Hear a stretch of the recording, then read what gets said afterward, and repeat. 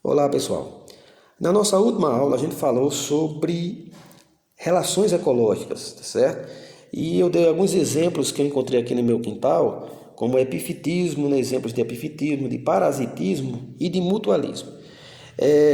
As relações ecológicas, elas se enquadram dentro de duas grandes categorias. Ou elas são intraespecíficas, que ocorrem dentro de uma mesma espécie, ou são interespecíficas, que ocorrem entre espécies diferentes. E elas têm alguns nomes, né? Os mais conhecidos são, por exemplo, a gente vai começar aqui pelo amensalismo, né? Amensalismo é uma relação ecológica em que uma criatura impede, inibe o crescimento de outra. Nesse caso, a gente observa aqui os elefantes pisoteando a grama, né? E em certos trechos realmente não chega nem a nascer a grama, tá certo? Então essa é uma relação em que o indivíduo ele compromete a manutenção de outro, né? A existência de outro. Então ele acaba matando e esse indivíduo ele não leva lucro nenhum com isso, tá certo? Não há nenhuma vantagem. Então é apenas alguém sai perdendo nessa história, né? Que é a criatura amensal, ou seja, aquela que foi impossibilitada de se nutrir, de se alimentar, de viver, já que mensal está relacionado à nutrição, à alimentação, tá certo? Então essa é uma das primeiras relações ecológicas que eu posso exemplificar aqui nesses slides, tá certo? Então isso aqui é uma mensalismo, você vê aqui o campo está completamente árido, né, por conta da presença, né, duradoura desses animais, principalmente animais de grande porte. Então aqui, o próximo slide ele vai mostrar, gente, um exemplo clássico de amensalismo. Nós temos aqui o penicílio, que é um fungo, né, crescendo ao lado de uma colônia de bactérias, né, os estafilococos. Então ele inibe o crescimento dessas bactérias, certo? E acaba matando elas. Olha só, onde tem um fungo não existe mais sinal dessas bactériazinhas com esses risquinhos aí que se faz com cotonete, e isso aí depois vira uma colônia, tá certo? Com a descoberta do penicilino, né, foi que se obteve a possibilidade de se fazer um remédio, né, a penicilina, que é um antibacteriano dos mais poderosos que existe. Gente, esse exemplo aqui é de um pinho, né, de um pinheiro. O pinheiro ele promove um tipo de relação parecida com o amensalismo, só que é chamado de alelopatia, né? Nesse caso, os pinheiros eles desenvolvem uma toxina no solo, né, com suas raízes, inclusive com suas folhas, impedindo o crescimento de outras plantas, tá certo? Então é uma situação em que há uma competição e ela sai lucrando. Esses próximos slides aqui vão falar sobre o comensalismo. O que é o comensalismo? É completamente ao contrário do amensalismo. O comensalismo é quando uma criatura se alimenta dos restos deixados por outra criatura. Nesse caso aqui nós temos um predador, né? Um grande e conhecido predador, o tubarão, né? E esses peixes que acompanham ele são as rêmoras. As rêmoras tiveram adaptações em suas nadadeiras e elas se fixam, certo, na pele do tubarão. Quando o tubarão está se alimentando, os restos de comida que saem, né, essas rêmoras se alimentam, tá certo? Então não há nenhum prejuízo para o tubarão, né, porque sobrou comida, né? E as rêmoras também não oferecem nenhum perigo a eles. Nesse caso aqui também ainda é comensalismo, né? Um animal, né, se alimentando dos restos deixados por outro animal. Que restos? Provavelmente de uma caçada, de leoas, né, de outros animais. Então esses animais aqui eles são animais que comem carne podre, né? Normalmente eles têm esse hábito, tá certo? Eles são detritívoros da natureza, então eles realizam uma relação ecológica de comensalismo com as criaturas que anteriormente abateram essas presas. Tá ok, pessoal? Então nós temos aqui mais outro exemplo aqui, alguns chacais, né? E os abutres se alimentando do resto da comida, né? Isso aqui, gente, é uma protocooperação. Certo? A protocooperação é quando um animal ajuda o outro e vice-versa. Então a gente vê aí esse crocodilo, ele não vai comer, né, o passarinho que está limpando os seus dentes. Então isso é uma protocooperação.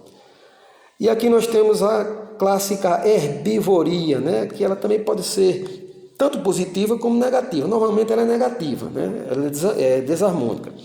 Então nós temos aqui essas lagartas, né, promovendo uma relação ecológica de herbivoria, certo? Nesse caso aqui, essa é uma lagarta tóxica e ela cria, a vantagem é toda dela, né? Não há vantagem para a planta, tá certo? Porque isso vai depender do grau de ação delas, mas normalmente é um fator negativo para a planta e um positivo para a lagarta, tá certo? Nós temos aqui também exemplos de gafanhotos, né? No nosso caso, eles são uma praga, né? Por quê? Porque eles atacam justamente aquele que a gente mais precisa. Então é uma relação ecológica de herbivoria e na maioria das vezes isso é uma situação desarmônica. A gente tem mais outros exemplos, né, de gafanhotos, e os gafanhotos são verdadeiras pragas. Principalmente nas relações antrópicas, eles são bastante negativos, certo? Porque eles são imediatamente nossos concorrentes, né, nas lavouras. Aqui é outro exemplo de herbivoria, né? Esse caso aqui é o elefante, já não é aquele lá, o primeiro que eu falei, né, que é do amensalismo, que ele estava matando a grama. Nesse caso ele está se alimentando. Então a relação imediata que a gente vê aqui é de herbivoria, como o caso dessas girafas aqui, tá certo? É o mesmo caso. Talvez aqui seja uma situação positiva, porque toda árvore ela necessita de uma poda natural, né? O que é que essas girafas estão fazendo, né? É uma herbivoria, mas nesse caso aqui a gente poderia incluir isso como algo harmônico, né? Já que ela está fazendo um papel bem interessante, não precisa de tanto volume verde numa planta que às vezes até dificulta, né, o seu próprio, né, a produção de sementes, né, de frutos, enfim. O nosso próximo exemplo aqui, isso aqui é um mutualismo, gente. Porque isso aqui a gente pode entender como uma protocooperação também, mas é um mutualismo por quê? Porque as plantas, elas não fazem a sua reprodução sozinhas, elas precisam de ajuda de abelhas, de outros insetos, de pássaros, de morcegos, enfim. Então, é um mutualismo porque tanto a abelha precisa do alimento oferecido pelas flores, certo? Como as flores precisam do trabalho da abelha, que é no papel de fecundação. Tá certo? Aqui nós temos uma protocooperação. Isso aqui é quando não é obrigatório, ou seja, esse búfalo está lucrando porque esses pássaros são chamados de búfagas. E esses pássaros se alimentam dos carrapatos do búfalo, tá certo? Então o búfalo lucra e as búfagas também lucram. Só que não é uma relação obrigatória como no mutualismo. A protocooperação é muito parecida com o mutualismo, mas não é obrigatório, tá certo? Esse tipo de relação. Então aqui nós também temos uma protocooperação, que é uma formiga, né, nessa plantinha, e ela defende o ataque, certo, de herbívoros nessa planta.